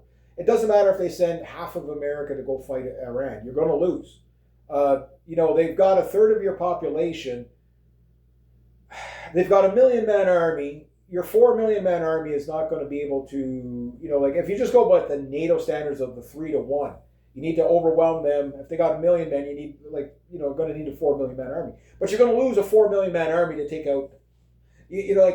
Like to lose that much, yeah. But yeah, this is turning into a world war. That part is true. And once you start to see asymmetrical warfare on American soil, right? At first, yes, there'll be a rally around the flag, but the thing is that we're not used to suffering like those people over there that get democracy jams dropped on them all the time, right? They will endure that because they're used to it. We're not used to that. So again, what's going to happen? Are there going to be drones coming from the sea? And if they are, what are they going to do? Well, they're going to take out U.S. bases in the States. Most likely if that happens, right? But watch what they hit. If it's something that's so convenient, for the war effort, then it's going to be a false flag. You might not be able to ever prove it, but it's kind of like 9/11. You got enough evidence to show what kind of happened. They don't even need to unredact the files. We know who did it, right? But it was an inside job, and it was the Jews. Again, it's just like who benefited the most, right? It's just follow the money, you figure it out. It just every single time, right? And again, the only thing they can do is call you racist and bigot and anti-Semite or whatever. They can't call you wrong, though. That's the problem, right? But that said, yes, there will be a lot of domestic terrorism coming. I'm not calling for it. The only thing they could do is go after white guys for hate speech. That won't solve the problem because the terrorism will, that's all they got. That's all they got is look at the UK. It's like you got or Sweden. They got Muslims throwing hand grenades all over the fucking Malmo there. Let's go get some guys for hate speech or Holocaust denial or something. It's fucking ridiculous, right? So where's that going to lead us? Well, if the only way out is through, that means we're going to go through a lot of peril. The system is not going to save you. One of the upsides to it is that if you're not caught in this crossfire, at least the government will be leaving everybody alone because they won't know what to do. We're going to see government collapses all over the place. Yes, hit teams do seem to be out there. This is why I think a lot of, you're seeing more and more billionaire class heading to their bunkers, right? Everybody's kind of disappearing. You know what I mean? You don't see Netanyahu for 4 or 5 days. Maybe he's dead, maybe he's alive. You don't see, the Ayatollah kind of makes sense because they're trying to kill him, openly. You're seeing these politicians kind of running and hiding. So all that is standing out. All that is stuff that it's hey, what do these world leaders know that we don't? What all these tech giants know that we don't, right? They've got insight. Look, the stock market, it's all insider trading. It's all insider trading, right? Once you realize, the guys that realize that it's insider trading, that's why they're making so much money because they know exactly who's backing what, right? Can you prove it? No. I remember George Soros, when they asked him about insider trading, he's sitting there just, we don't do that. And then just the way he's the way he's giggling and laughing. Yeah, it's you stupid goy. Yeah. Anyway, you get the idea. So yeah, we'll have to wait and see what happens, how crazy it's going to get. From the 2-week point, which will be is today. So from tomorrow on, I'll do the first 2 weeks, and then after that, I'll just cover whatever's relevant. Same way I did with Ukraine and stuff like that. Again, who knows how long this channel will be allowed to. Again, I try to speak as freely as I can, guys. I never call for violence or anything, but it doesn't matter. That's not how it works. It's, okay, we don't like people thinking, to the gulag with you, right? So, guys, this could cost me my life. I'm not lost on that. You know what I mean? If it ever comes out that I committed suicide, they killed me. If, I have a strange, weird accident, it's a 50-50 because I am kind of reckless. If it's a chainsaw accident, probably got myself killed. Fell a tree on myself, okay? If it's my car's brakes didn't work, that was definitely probably me because, I buy shit buckets, right? Okay. Just magically died in a swimming pool? Well, I don't have a swimming pool. You know what I mean? So yeah, that was them. Drank myself to death, that was them. It's overdosed, that was them. yeah. Like I'm telling you how they're gonna kill me if they kill me. I'm low on the rung. But you never know. Like these people are crazy. They'll lash out at anybody. Like I mean, they put 90-year-old little ladies in jail for Holocaust denial, right? Like I mean, like it's fucking ridiculous. But they do that. What won't they do, right? Again, don't be blackpilled because just be thankful for what you got. Be humble. Be stoic, right? Live in reality. Like entertain yourself. Do something, read some books. Write some music if you're a musician. Build something. Here's a crazy one. Spend quality time with friends and family. I know. Mind blown. Yeah, try that. Just be very, very observant of your surroundings, especially if you live in cities. Violence is on an uptick everywhere for even stuff non-related. Again, with that many migrants coming in and the amount of migrants that are about to come in. You know what I mean? Like, guys, this is what's going to lead to the death ditches. And right now, the main people going into the death ditches, well, Jews are going to be going into the death ditches. There's no doubt about that. Whether they get wiped into the sea by the Muslim world or whatever, because everybody's hating on the Jews right now. Guilty. I don't mean to do it, but they're not giving me a choice, right? But yeah, no, right now it's mostly going to be white people in the death ditches coming because you have all these whites that don't realize that how much everybody hates us, right? Again, going along with these Israeli wars is not going to make people like us more, right? You know what I mean? And again, you see some of these soldiers, these veteran guys. Well, who are we to question the commander in chief? Like they're just brainwashed loyalists. I get it. But it's sad to see, And then you got other veterans like, yeah, look, I already went and fucking fought for a fake war.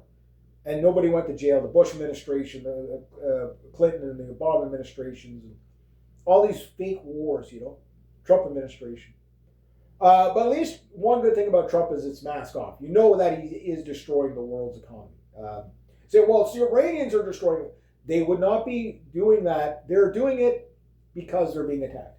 As soon as we stop attacking them, they're going to chill out. And I'll tell you why they're going to chill out. Because they want to make sure that this can't happen again.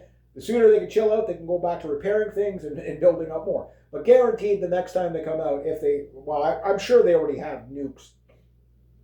They probably bought them from the North Koreans. Like, just how are they going to deliver them? This is my hunch with the submarines. Like, if they nuke Norfolk or what's the big basin? Is it Pensacola? What's the big naval base in California? In San Diego there. Anyway, yeah. So if they're sending their submarines to fire into the harbor and just nuke torpedoes or something, who knows what they could have, right?